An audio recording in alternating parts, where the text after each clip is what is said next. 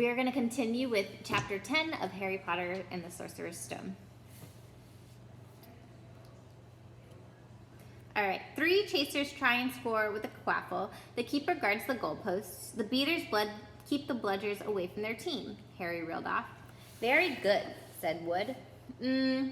Have the bludgers ever killed anyone? Harry asked, hoping he sounded offhand.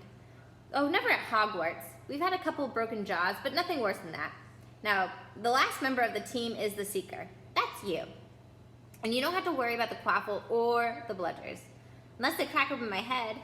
Don't worry. The Weasleys are more of a match for the bludgers. I mean, they're like a pair of human bludgers themselves. Wood reached into the crate and took out the 4th and last ball. Compared with the quaffle and the bludgers, it was tiny and about the size of a large walnut. It was bright gold and had little flittering silver wings.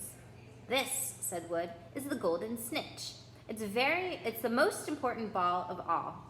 It's very hard to catch because it's so fast and difficult to see. It is the Seeker's job to catch it. You've got to weave in and out of the chasers, the beaters, the bludgers, and the quaffle to get it before the other team's Seeker, because whichever Seeker catches the snitch wins the team an extra 150 points. So they nearly always win. That's why Seekers get fouled so much. A game of Quidditch only ends when the snitch is caught. So it can go on for ages. I think the record is 3 months. They had to keep bringing in substitutes so the players could get some sleep. Well, that's it. Do you have any questions? Harry shook his head. He understood what he had to do all right, but doing it was going to be the problem. We won't practice with the snitch yet, said Wood, carefully shutting it back inside the crate. It's too dark and we might lose it. Let's try you out with a few of these. He pulled out ordinary golf balls from his pocket, and a few minutes later, he and Harry were up in the air. Wood throwing the golf balls as hard as he could in every direction for Harry to catch. Harry did not miss a single one, and Wood was delighted. After half an hour, night had really fallen and they could not carry on. That Quidditch Cup will have our names on it this year, said Wood happily as they trudged back up to the castle. I wouldn't be surprised if you turned out to be better than Charlie Weasley, and he could have played for England if he hadn't gone off chasing dragons. Perhaps it was because he was so busy now with Quidditch practice 3 times a week on top of all his homework, but Harry could hardly believe it when he realized that he had already been at Hogwarts for 2 months. The castle felt more like home than Privet Drive had ever done. His lessons, too, were becoming more and more interesting now that they had mastered the basics. On Halloween morning, they woke to a delicious smell of baking pumpkin wafting through the corridors. Even better, Professor Flitwick announced in Charms that he thought that they were ready to start making objects fly, something they had all been dying to try since they'd seen him make Neville's toad zoom around the classroom. Professor Flitwick put the class into pairs to practice. Harry's partner was Seamus Finnegan, which was a relief because Neville had been trying to catch his eye. Ron, however, was to be working with Hermione Granger. It was hard to tell whether Ron or Hermione was angrier about this. She hadn't spoken to either of them since the day Harry's broomstick arrived. Now, don't forget a nice wrist movement we've been practicing, squeaked Professor Flitwick, perched on his books as usual. Swish and flick. Remember, swish and flick. And saying the magic words properly is very important too. And never forget Wizard Baruffio, who said S instead of F and found himself on a floor with a buffalo on his chest. It was very difficult. Harry and Seamus swished and flicked, but their feather that they were supposed to be sending skywards just laid on the desk. Seamus got so impatient that he prodded it with his wand and set it on fire. Harry had to put it out with his hat.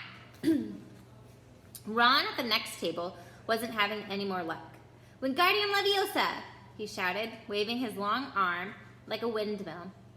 You're saying it wrong, Harry heard Hermione snap. It's Wingardium Leviosa. Make the gar nice and long. You do it then if you're so clever, Ron snarled. Hermione rolled up the sleeves of her gown, flicked her wand, and said, Wingardium Leviosa. Their feather rose off the desk and hovered about 4 feet from their heads. Oh, well done, cried Professor Flitwick, clapping. Everyone see here, Miss Granger's done it. Ron was in a very bad temper by the end of the class. It's no wonder nobody can stand her, he said to Harry as they pushed their way through the crowded corridor. She's a nightmare, honestly. Someone knocked into Harry as they hurried past him. It was Hermione.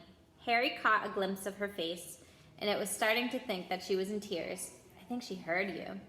So, said Ron, but he did look a bit uncomfortable. She must have noticed she has no friends. Hermione did not turn up for their next class and was not seen all afternoon. On their way down to the Great Hall for Halloween feast, Harry and Ron overheard Parvati Patil telling her friend Lavender that Hermione was crying in the girls' toilets and wanted to be left alone. Ron still looked more awkward at this. But a moment later, they entered the Great Hall, where the Halloween decorations had put Hermione out of their minds.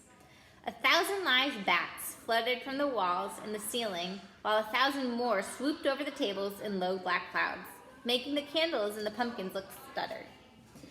The feast appeared suddenly on the golden plates, as it did at the start of term banquet. Harry was just helping himself to a jacket potato when Professor Quirrell came sprinting into the hall, his turban askew and terror on his face.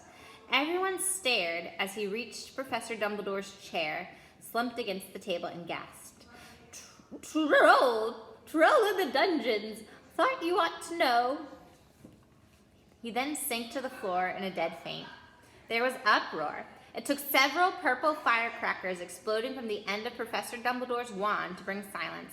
Prefects, he rumbled, lead your houses back to their dormitories immediately. Percy was in his element. Follow me. Stick together, first years. No need to fear the troll if you follow my orders. Stay close behind me now. Make way. First years coming through. Excuse me. I'm the prefect. How could a troll get in? Harry asked as they climbed the stairs. Don't ask me. They're supposed to be stupid, said Ron. Maybe Peeves let him in for a Halloween joke. They passed different groups of people hurrying in different directions. As they jostled their way through a crowd of confused Hufflepuffs, Harry suddenly grabbed Ron's arm. I've just thought of something. Hermione. We'll stop.